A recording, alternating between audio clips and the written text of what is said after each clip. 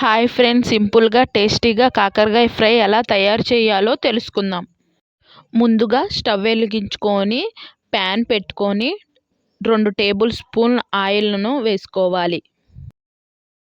ముందుగా కట్ చేసి పెట్టుకున్న కాకరకాయ ముక్కలను యాడ్ చేసుకోవాలి. వీడియోలో చూపించిన విధంగా కాకరకాయ ముక్కలను కట్ చేసుకోవాలి.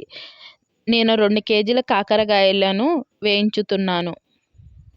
కాకరకాయ ముక్కలను మీడియం ఫ్లేమ్లో వేయించుకోవాలి. వీడియోలో చూపించిన విధంగా వేగిన తర్వాత ఒక గిన్నెలోకి తీసుకోవాలి. మళ్ళీ ప్యాన్ పెట్టుకొని 1 టేబుల్ స్పూన్ ఆయిల్ను వేసుకోవాలి. 2 టేబుల్ స్పూన్ శనగపప్పులను వేయించుకోవాలి.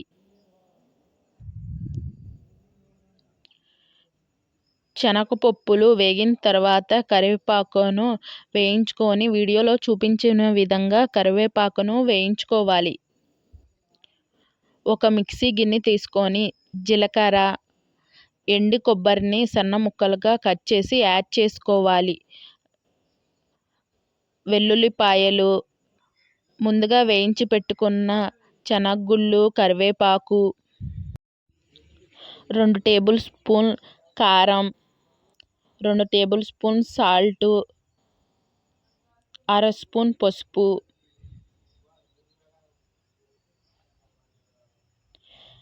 వీటన్నిటిని ఒకసారి మిక్సీ పట్టుకోవాలి. వీడియోలో చూపించిన విధంగా